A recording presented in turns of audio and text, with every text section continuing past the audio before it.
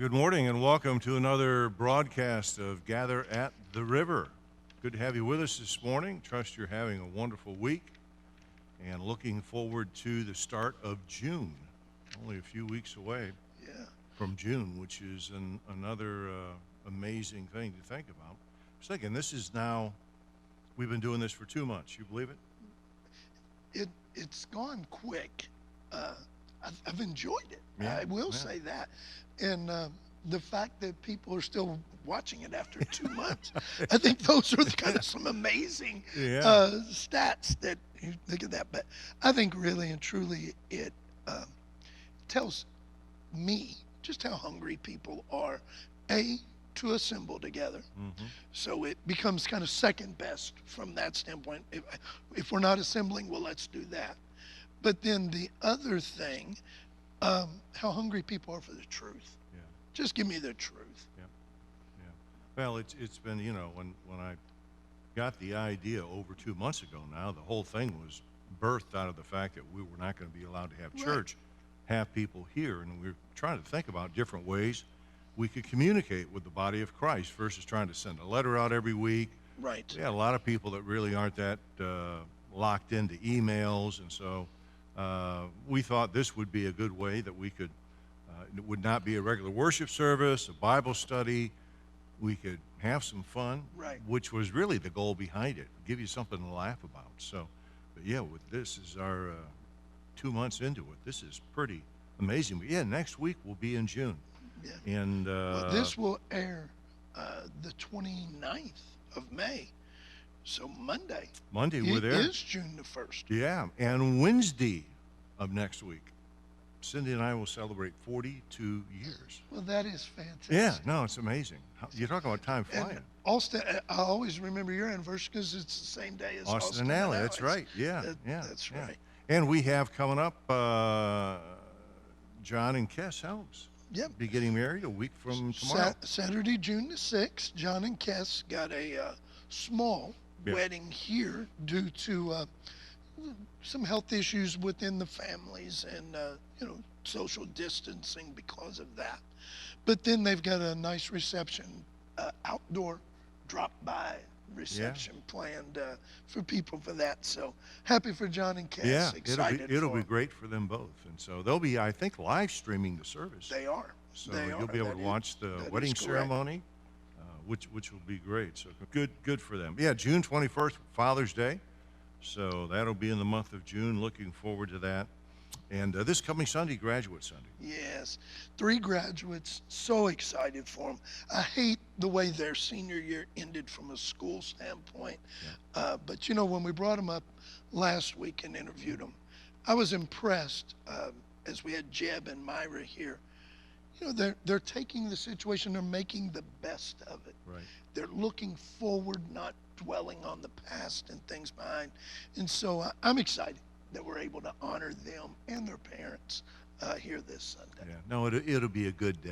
And so we'd encourage you to be here. If you can't be here, watch us online, as so many people are doing these days. But yeah, we're going to do our best to recognize and congratulate them. And really, there's not a whole lot you can do when something like this happens. Right. Yeah, you either got to adapt to it and go on with your life and get through it, or you just wallow in it. And the wallowing in it doesn't do you any good. No. And so our seniors have shown a strong resilience here in how they've handled this. And I just hope it gets over before they enter. Myra's going to Georgia Southern, Jeb to Young Harris. I just hope all this is over before college kicks off for them. Yeah. I'm excited. We went up this week to help put together some things for the students and those seniors. We want to make it a special time for them. July 8th to 11th, we got a camp planned for them, and I think it's going to be a good time. Yeah, they're going to Kentucky. Mark and Kathy have some property up there. Been part of the Davis clan for a long time. Now, you were going to paint. Did you get it painted? Got it painted. Got all that done, and got it painted on Thursday. My granddaughter helped Kathy and I get that done. And then on Friday, we went by one of the marinas. There's a marina about 20 minutes away from us on Green River, and got some boats secured for them. Got a pontoon double-decker thing, and then a speedboat as well. Got an inner tube for them and all of that. So we'll have some fun. They're going to have a great time. They really are. They're just going to have a fantastic time. So, yeah, Brother Mark and Kathy and a number of our folks were away last weekend for Memorial Day weekend, which I was happy they were able to get away. Thank you. In the midst of everything going on, I'm glad that people are saying, you know, I'm going to get away and I'm going to do something and kind of put this stuff behind us. Even with that, we had really the largest attendance last Sunday that we've had. A lot of our folks were back, and so all of that's a good sign as we kind of finish out the month here. I'm sure we'll see more of our people this coming Sunday. One of the things I wanted to make you aware of that we're in the process of doing, and we just started this the last couple of days, but in my message on Sunday, I talked about getting a call from one of the organizers of a group in Michigan called Stand Up Michigan, who's really standing up against a lot of the governor's ongoing shutdowns there in the state of Michigan. And one of the things they told me on Saturday, I actually saw on the news here the first time yesterday, which was kind of an interesting story. But during the conversation, you know, they asked me if we were on Facebook. And they are like the umpteenth person who has asked me, do we have our services available on Facebook? Do we have a site? All of that. And we just haven't. And a lot of it is probably driven because I'm not on it. I was on it for probably 2 hours one time when I came back from a high school reunion in Flat Rock, and they were going to put all of our reunion information on a Facebook site. Well, I thought, it'll be good. I'll come back.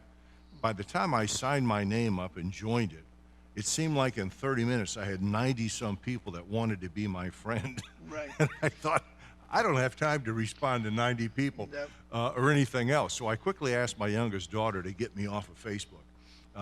But I know a lot of people are on it and enjoy it and have time to sit on it, and that's how they communicate. But I thought after being asked that again, maybe we should do something about it and expand our social media to include that. So got a hold of Vanessa Brown, who really helped us with our current website, Brent Harrison and Doris Harrison. And Vanessa Brown has agreed to take it on, to create the site for us, to manage it, to download and keep all the information on it. So when we find out from her exactly the timeline on how long that's going to take, we'll let you know. So those people that are on Facebook will have another social media site they could catch us at, and our services will be available there, and messages and all of that. So the question is, will I go back and rejoin it? Answer to that, no. Yeah. Neither will I. I just got too much to do. Yeah. I don't have time for another hobby. Oh, I don't either. It seems like a hobby. Now, people that are on it, using it wisely, it's a wonderful, wonderful tool for them. Just, I'm in touch with the people I want to be in touch with. Yeah. Well, So I don't worry about we it. just have a lot of people that enjoy it. That's how they keep up with family, And share it's information, wonderful. all of that, and that's good. So we'll now have our own website, our services and that are archived on YouTube. Now we'll have a Facebook, and now the next question would be, when will you go on Twitter? Never. Okay? Never. I do not want anything I post to be out there forever. Even though it probably is right now. It probably is. With what we're doing. So that's something coming up. So for all of those, in fact, I had someone ask me after the service this past Sunday about that. So we'll be up and running before too long. Vanessa, I know, will do a fantastic job. Sunday school, why don't you tell about Sunday school? Well, I'm going to start back Sunday school, which I've missed, by the way. Oh, yeah. We're going to start back Sunday school first Sunday in June. So it'll be June the 7th. And we're going to start with all of our adult classes in the main auditorium. It allows for a couple of things. Number one, continuity in the lessons. And number two, it keeps people from being in small areas. So it allows for some social distancing. Teenagers and elementary classes, children's classes, those will start back normal on June the 7th in their normal locations. With the number of children that we have, the number of rooms that we have, we're in good shape to be able to distance that way. That'll be through June. You'll teach, I believe, on June the 7th. Yep. Myself on the 14th. Bill Davis and Benny Clark, respectively, on the 21st and 28th. Then, in July, we'll go back to our classrooms, break back out for our adults, and that'll be normal as we look to go Yeah. forward. And that's kind of the plan right now. Someone did ask me, well, what about people that still may be a little uneasy? Would you consider extending that another month for the adults? I don't know. Yeah. We may do that, but I do know we want Sunday school Yeah. back. Or it could be even conceivable, an option as we go into July to open an additional adult class for those people who want to remain in here and social distance through that, but allow other people to begin their That's right. classes. And the way you and I team teach, we could add that class Yeah. without too much trouble. Yeah. So we're going to be flexible as we move along. But the important thing is getting back to Sunday school, and I know people miss that terribly. Any thoughts yet? I mean, what you're going to be doing at LCA? Have they given any indication for this fall? Got 3 or 4 different plans. One, first of all, the answer to the question is no. We don't know that. Waiting on the governor and different things. But we have developed really about 4 or 5 plans with what school can look like, all the way from what it ended the year like this year to what it was pre-COVID. Yeah. And so, and everything in between. But which one of those will we light on? We're not sure yet. Yeah. My daughter, Heather, who lives in Virginia, our middle daughter, sent a lengthy text and some things from their governor that he put out yesterday, now mandating that everyone, when they're outside, wear a mask if you're going to be in a school It's environment, unbelievable. and some unbelievable specifications for the start of the school year, to where she was about in tears yesterday when we talked to her. Our oldest grandson, Luke, starts school this fall, and she said, I don't want him to start Yeah. in a situation like that. And the question now is, they're kind of in a preschool program, both Luke and Kevin. Is this new executive order going to require teachers at that level to wear a mask? And Heather's pretty much determined, and we're there. She don't want her kids showing up all of a sudden seeing their teachers wearing a mask at that age. But this thing is still getting crazier by the week. And that, you think about it, a kid going to school for the first time. Well, you wear a mask. We as adults understand, okay, this is, whether we wear one or not, this is why that person is wearing that. This is the mindset. They feel that that's providing a level of security. But when you're 5, 6 years old, there's something to be afraid of. That's why you have this mask. That's right. So here I am as a 6-year-old, maybe away from home for the first time, going to school. That's scary enough in and of itself. And now I am to be fearful of that person. I'm not sure that we understand all the psychological effects and impact that those things have on a child. The long-term impacts of COVID-19 may be much greater than the actual disease that someone may get. And I don't think people are thinking all that through. Yeah. Well, he's going to be challenged with that, because the constitutionality of him being able to impose that on citizens of the state of Virginia, especially those who are in private locations that receive no state, no federal government money to operate. I think he's going to have a hard time with that. But just the fact that he's thinking that far ahead for the August school year, the good thing about that, it may get my daughter and son-in-law and grandsons down here in Georgia. There you go. How's that, huh? That would be great. that would be fantastic. Great. Love to have One of the most devastating things I've heard is our next guest shared before we got started.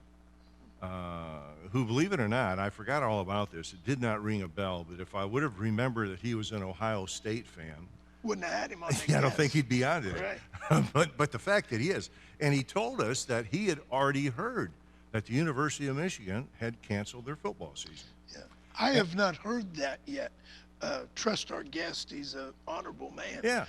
For sure. But I had not heard that, and you know, I that figured would, maybe that's the only way Michigan could go a season without getting beat by Ohio State is to cancel their season ahead of time. Who knows? But Yeah. I do listen to sports talk radio, mhm. and I know the Southeastern Conference. Their plan is to play games in stadiums with people, with fans.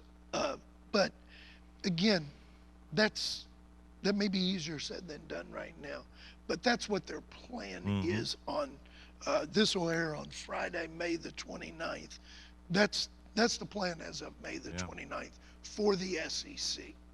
Well, I know baseball teams have already opened up some of their facilities, training facilities. I think the NBA, most players have said they want to come back and try to play. So we'll see what happens. But I think all of this is kind of a work in progress. But hopefully my Wolverines will show up That's right. in August and be able to play. Well, our guest this morning, been a friend for almost 30 years. Wow. It's when I was thinking about when we first met Paul and Diane and their children, Shelby and Donovan, were both kind of brought up here in Yellow River. I need to say Dr. Shelby now, right? That's right. Shelby with her doctorate, which is fantastic. But Paul and Diane and family have been an integral part here of Yellow River Baptist Church for many, many years. And Paul's got an interesting background, doing some very interesting things right now that I want to talk about. But we'd ask Paul if he would join us and be our guest this morning. So, Paul, come on up. We're going to put you in the center seat and surround you up here by a Wolverine on one side and a Kentucky Wildcat on the other side, huh? I'm okay with the Wildcat. Yeah, I know he's okay with a Wildcat, but yeah, he's the one that surprised us this morning with his news on the Wolverines. Well, I got that from David Lockwood, so. Oh, you did? Okay, all right. Well, I haven't yeah. verified it yet, but it sounds like just another part of the stupidness that's going on. Oh man, So- yeah, yeah. Can you believe we've known each other for almost 30 years? It's about 23. Is it? Yeah, about 23, but it's almost 30. You're right, and it's just flown by. I mean, we came up here in '98, and one of my least favorite things to do is church shop. We've had this discussion before, but we would go to all these different churches, and we went to churches who, my eyes rolled back in my head, and they had Baptist on the marquee, but you just don't really know what they really are and what they really believe. And a friend of ours was going to church here at the time, and our pastor in Florida told us to visit this church, so we did, and we never went anywhere else after that. We joined it pretty quickly, and the kids were involved in the youth program with Mr. Mobley and Andy. David Mobley. Yeah. And David and Sheila. Yeah. Andy Armstrong. Yeah. And then they grew out of the program. They're same age as Joy. Yeah. So they grew out of the program and left us, and which I'm not bitter about at all. Anyway, they both live in Florida. Donovan is probably not working right now because of his job was deemed non-essential, so he's working around trying to get things going on. Shelby is working. She's getting ready to go back full-time after finishing her doctorate as a nurse practitioner. So, but anyway, they don't live here anymore, so they don't go to church here. That's why people don't know we have kids. But Diane and I have been going here since probably '98, and been in the choir and in Sunday school the whole time. Very involved. Paul's been serving as a deacon here, which has been fantastic. Now, you grew up in a home to where your dad was a pastor. Right. Tell him, where were you born, where you grew up? Well, I was born in Lexington, Virginia, in the Stonewall Jackson house. Yeah. It was the only home that General Jackson owned, and it was used as a hospital. When when he died, his wife gave the house to the city to be used as a home for indigent and old widows. Back then, people took care of the widows. Everybody stayed at home until they died. So the house sat empty for a long time. And in early 1900s, they turned it into a maternity hospital. And there were about 4,000 babies born there over a period of 50 years, and I was one of them. And there were 6 kids born on the same day I was born on. I know every one of them. So anyway, and our birth certificates they're like this big, and they have Stonewall Jackson's picture in the middle of it. Wow. My Confederate upbringing. That's an interesting story. Yeah. Yeah, I'm just trying to think if I know where my birth certificate's at. Do you? Maybe. Mine's at the bank. Is it? Yours in the I back? have a little safe, and I've got some, I got that and $6 in it. That's about Yeah. what's in there. We used to keep But- ours at the bank, but then we switched banks years ago, and I Yeah. used to have a safe deposit box. But Yeah. man, it's at home now. You got me thinking. I'm going to be Well- sitting here worrying about where my birth certificate's at. I've got a question that I hope you'll answer. But if you choose not to, I can respect that as well. You said that you came here in 98 or so, and there was a family that you knew that went here. Andy Armstrong. So it was Andy and Jen. So obviously they are instrumental in you being here, and I think that's fantastic. Our influence as we reach other people. Right. That's great. Andy's family was in our church in Florida. Right. All his brothers were Right. there, and his mom, and we knew them. We went to West Orlando Baptist Church in Florida, and then so we came up here, and we'd gone to at least 8 different churches, and Wow. there was, there were a couple times I just snuck out during the invitation, and they were like, "Would you like to fill out a visitor's card?" I'm like, "I don't think so." But it just wasn't our cup of tea. This was closer to what we were used to, and the messages. Brother Klein was a pastor, and you were here, so the messages are what we'd heard all our lives. So, and you know what? When I was a kid, I grew up in a preacher's home. I'm a theological offspring. Call myself a TO, not a PK, because it sounds a lot classier. But my dad was the pastor of 3 churches in Virginia. He combined 2 of those churches together, winnowed it down to 2, but he preached 3 sermons in 3 churches every Sunday for Wow. 7 or 8 years. And when I was about 5 years old, nobody had been saved in the church for about 15 months. And he was really burdened about that because his big burden in life was winning souls. Anyway, so he prayed that the Lord would send him somewhere where he could win souls. So he was doing a tent revival with a guy named Tom Calhoun and Fred Dillon. Fred Dillon was one of his college buddies, and Tom Calhoun was going to the same college. He was leading the music, and they did a tent revival in Glasgow, Virginia, where Dad was born. And Dad was expressing to Tom and to Fred about how he wanted to leave where he was. He just didn't want to cut out. He wanted to find a place to go. Had a family to feed and all that kind of stuff. Of course, he's making $1,500 a year back then. Wow. 5 kids. Anyway, Wow. so he said, well, our church in Germantown, Ohio needs a pastor. The church was itty bitty. Mom said it looked like a chicken coop when we got there. And anyway, so Dad went up there. He was supposed to preach a 1-week revival. He stayed 3 weeks, and like 50 people got saved. Wow. So What a blessing. they called him and said, we'll go get your family. He said, no, I got to go back, and I got to resign, and I got to let everybody know. Anyway, I don't know why I'm getting so broke up about this. Anyway, so we moved from Virginia to Ohio when I was 5 years old on New Year's Eve. And we got there. It was snowing. We were used to snow in Virginia, but not like snow in Ohio and Michigan. So it was snowing, icing. My brother was in convulsions from a fever. And we stayed with his family for 3 or 4 days. The nunnery family, they had 4 girls and the mom and dad. He was a deacon in the church and on the pastoral committee. So we stayed with them till our furniture got there. We lived in the house up there. And my dad spent the next 50 years of his life in that town. And mom and dad lived in the same house after we built a house, which was within the first year, then for 50 years.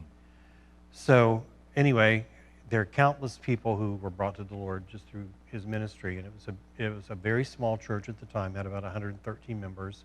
And when he retired, it had about 1,300 members, about 800 there every Sunday. there were only 5,000 people in the town. Yeah. And it was difficult to be a preacher's kid in a town like that because I could not do anything Yeah. without it getting home before I did. Mm-hmm. Yeah. And I did a lot.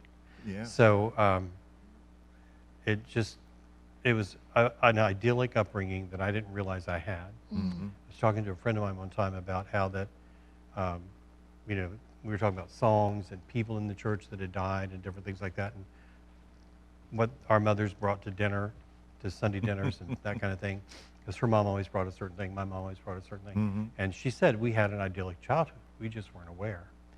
And looking back on it, even though the times were really changing, it was the 60s, 50s and 60s, things were radical everywhere. College campuses were blowing up. That's right. Morals were changing, ideals were changing, influences in school were changing, the music was changing. Our president had lied to us, Mm-hmm. well, a couple of them had at the time.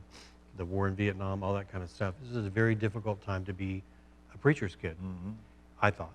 And I think I made it worse for myself than it really should have been. I don't want this to turn into a Ricky Lake episode, but I probably gave myself more grief than I needed.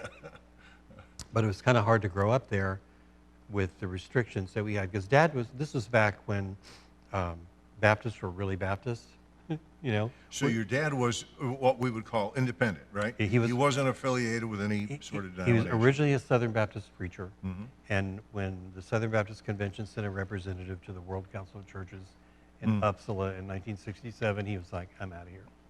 So and then the year later, the church voted to pull out of the convention. And that, after it was the right thing to do, I don't have anything against the convention by any means, but it was the right thing to do. Our missionaries were all independent. We had a big mission program, supported a lot of people with a lot of money for a small town. And he ran a bus ministry, had 32 buses going everywhere. Wow. And he was baptizing about 200 people every year for 4 or 5 years. And that was the late 70s, early 70s, when you could do that. Nowadays, that would never happen. Right. People would not put their kids on a bus and send them yeah. to church.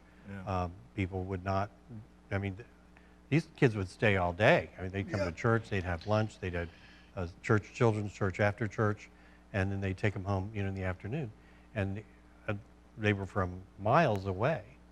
And some of the kids brought their parents with them eventually, and that was the goal of the children's church and the bus ministry, was to get the kids in and then get their parents there to see the programs. Because we'd have, a Sunday night program where all the kids were singing and that kind of thing.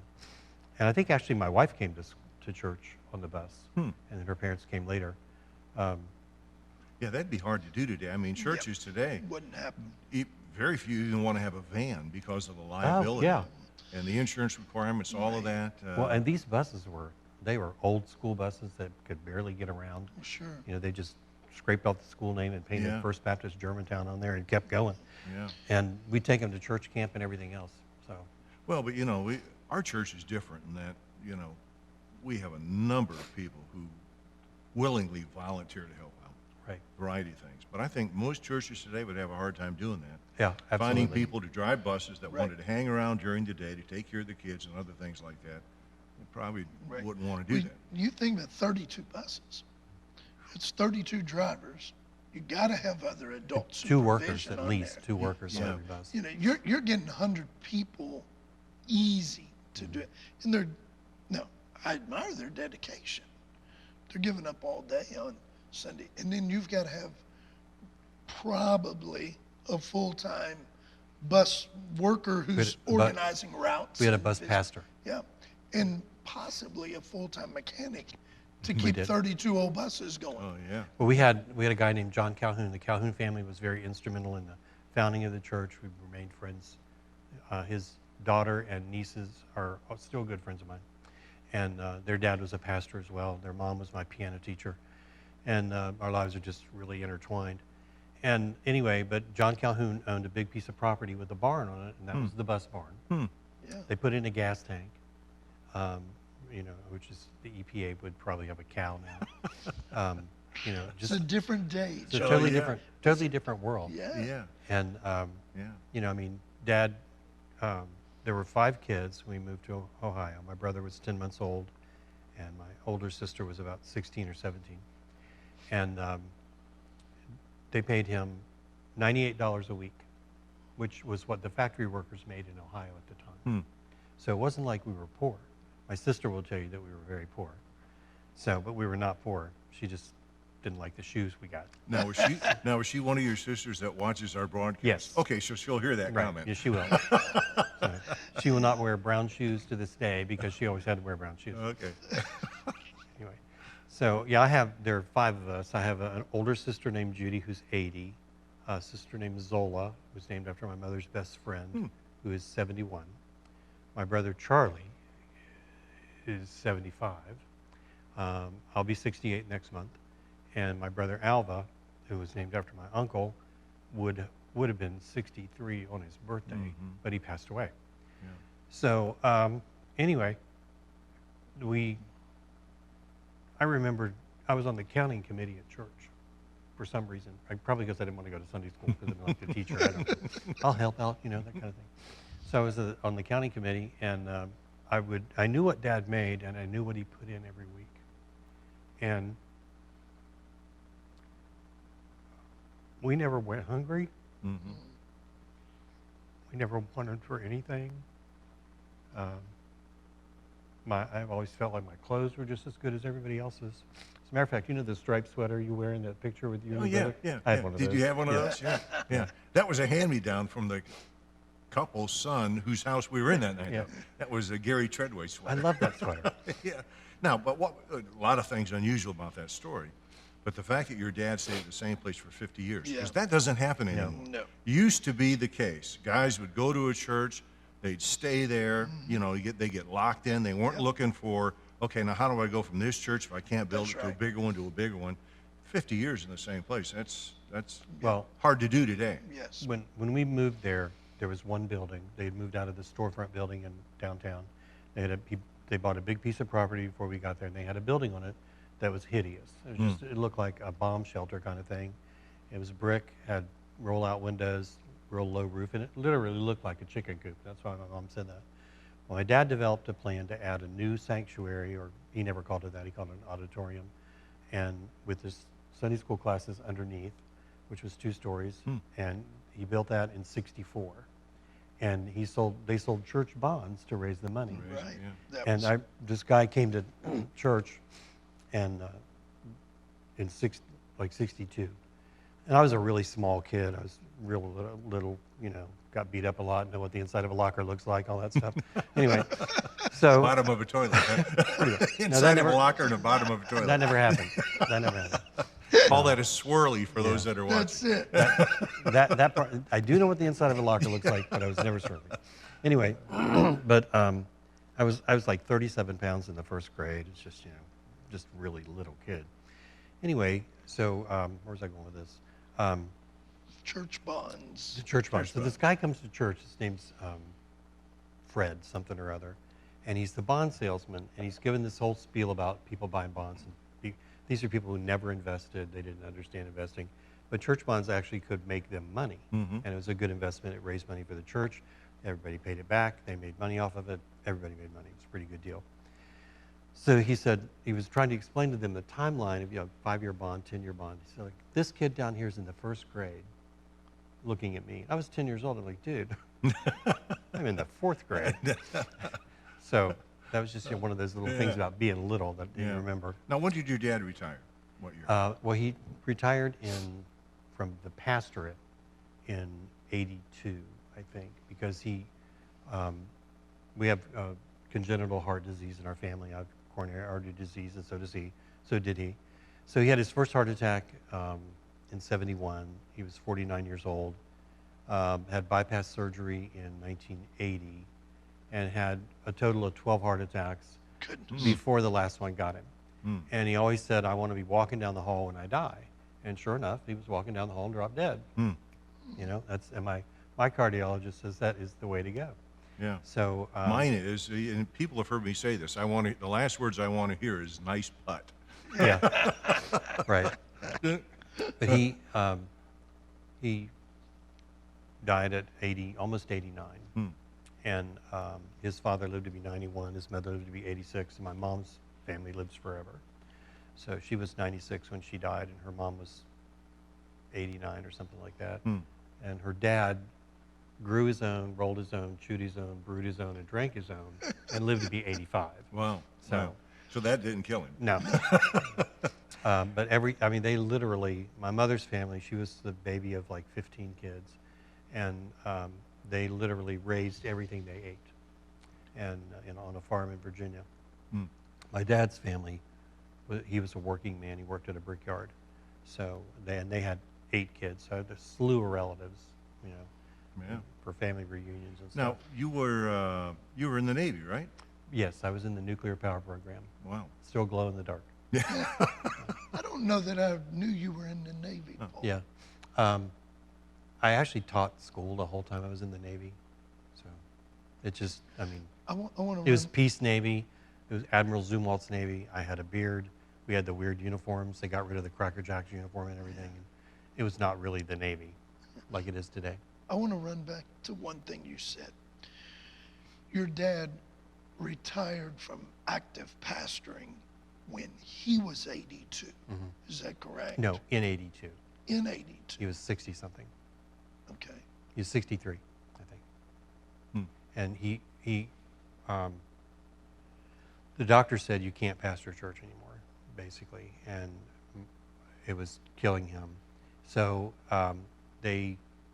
he would do interim pastorship stuff, went on visitation for everybody in the world, was the president of the American Association of Baptists for World Evangelism. He never quit. Right. He really never quit up until he got to the point. In the last 60 days, his memory went. And my niece, who's a doctor, was visiting, and she said, I don't think Grandpa's going to live very long. And she was up there helping my mom, and I was up there for, I think, my high school reunion or something like that. So, yeah, it was. And she and I were talking. She said, I think Grandpa's liver's failing. He's just getting really, looks bad and everything. Well, I went home that next day, and he died like about a week later. So, and she was still there helping Mom. So, but it was like sudden, but not unexpected, because he was old and he was ill. And every time the phone rang, I was always thinking, Right. Dad's had another heart attack. So, and of course my kids get to do that too, because I've had 7. Wow. So I figure I got 5 more to go. Yeah. Wow. I remember, I think it was your first one. Yes, we were in the choir, and Yeah. you said to me, "You don't look good." That's right, yeah. And so I went home that night, had a heart attack, and didn't realize it. I remember seeing you in the hospital Yeah. when you've had Yeah. And I drove to Savannah. one of your heart Yeah. attacks. Now, how old were you then? 46. Okay, because you said your dad had his first when he was 49. 49. Yeah, yeah. Wow. It's hereditary.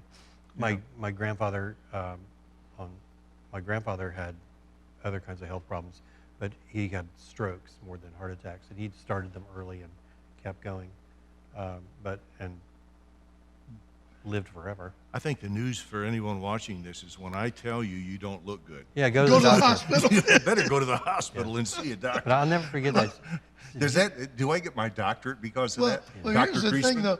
I'm thinking of how many times you've told me I don't do something well. I'd spend all my life in the hospital if I went every time. Yeah. But it just, you just go to the doctor, take the medicine, Yeah. learn to live with it, take each Yeah. day as it comes. And I mean, I'm not worried about not living forever because I know what the end game is. Amen.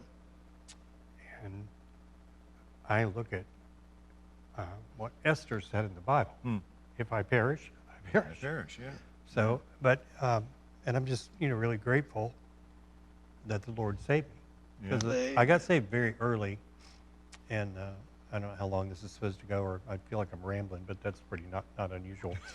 Anyway, I got saved when I was 6 years old. And the guy who led me to the Lord I went forward at church, and he had on the same suit jacket I had on. I'll never forget that. His name was Charles Riley. And they were really instrumental in our church for years and years and years. My dad had led them to the Lord. They had a family of 4 kids. We were still good friends with all them.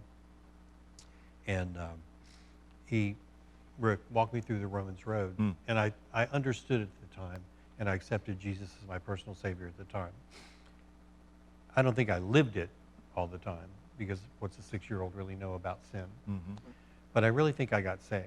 And I'm not worried about whether I got saved then or later, simply because I know now the Amen. Bible says to me, because I've accepted Jesus as my personal Savior, I'm a Christian. That's right. And I'm not going to have eternal life. I already have Have eternal life. Amen. Yeah.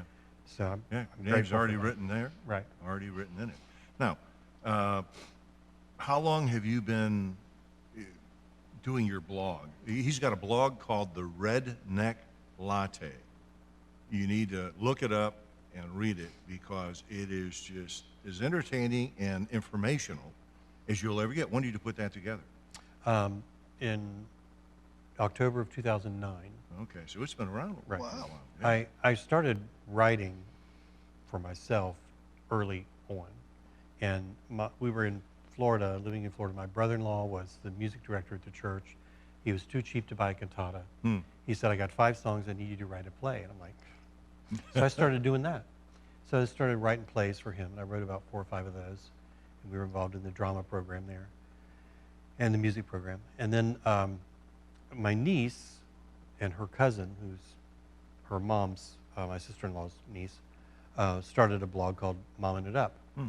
And they're super bloggers. They blog for Toyota, they blog for Disney, they get, Frigidaire came in and did their kitchens, all kinds of stuff. They're like really important. And but I would comment on her blog, and people would say, is Uncle Paul really your uncle? Is that just some guy who uses the name Uncle Paul? She said, no, it's my uncle. He said, he's really funny, he should have his own blog. So I thought, well, what do you got to lose? $100 a year, it's the best therapy in the world. And so I just started thinking of things I could write about. And I was trying to be funny all the time. And apparently I'm not.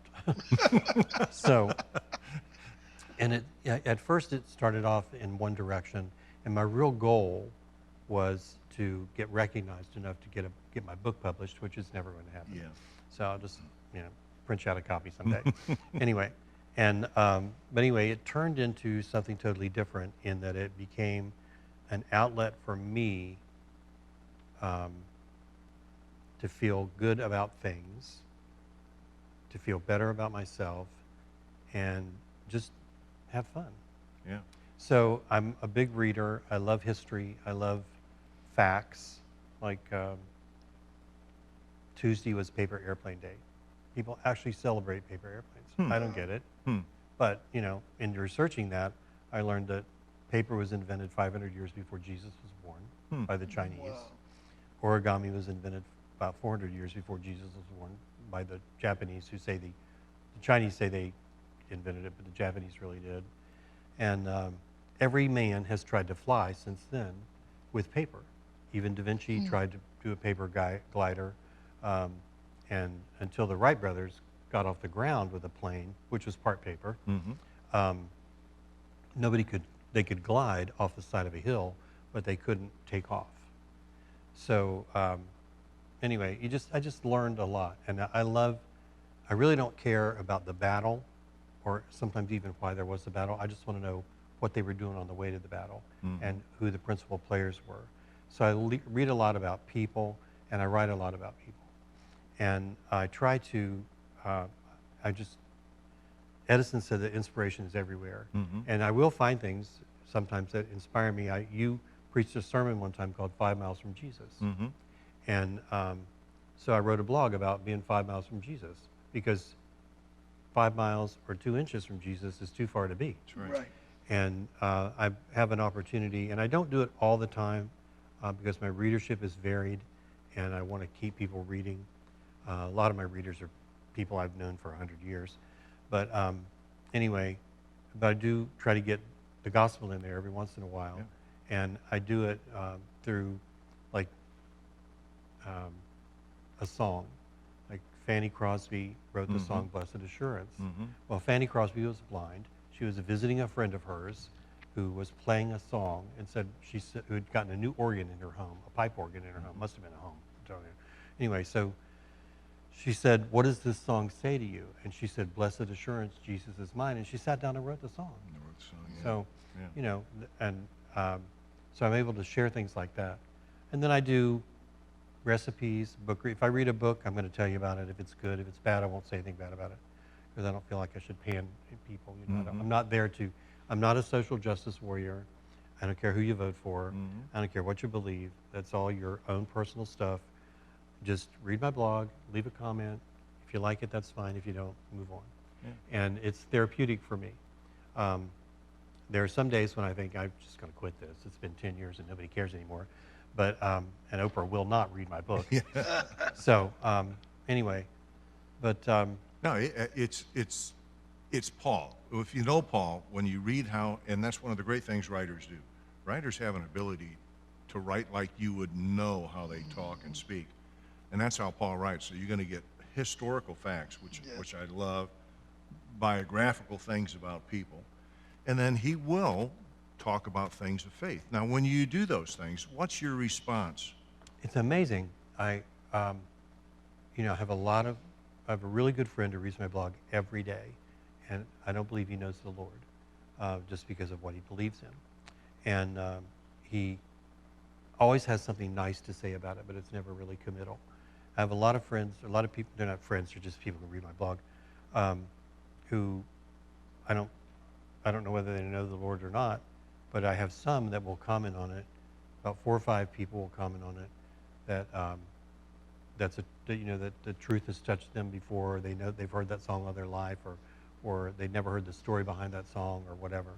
I think one of the most interesting things I ever wrote was I do in February I do great love stories most days, and I've done everything from Anthony and Cleopatra to Scarlet and Rhett to Napoleon and half of Europe. Half of Europe, yeah. Anyway, and but I wrote about Vashti, or Vashti, and if you read Edna Ferber, it's Vashti. If you read the Bible, it's Vashti.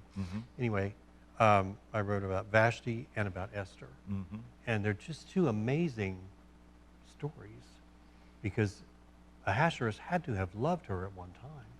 Right. You know, it's just a really weird story. Yeah. So those got a lot of comments from people, because there was a lot of historical fact in it. They were probably too long. Sometimes I'm wordy. Who knew? And anyway, but it's just been. It has not turned into what I thought it would. It is.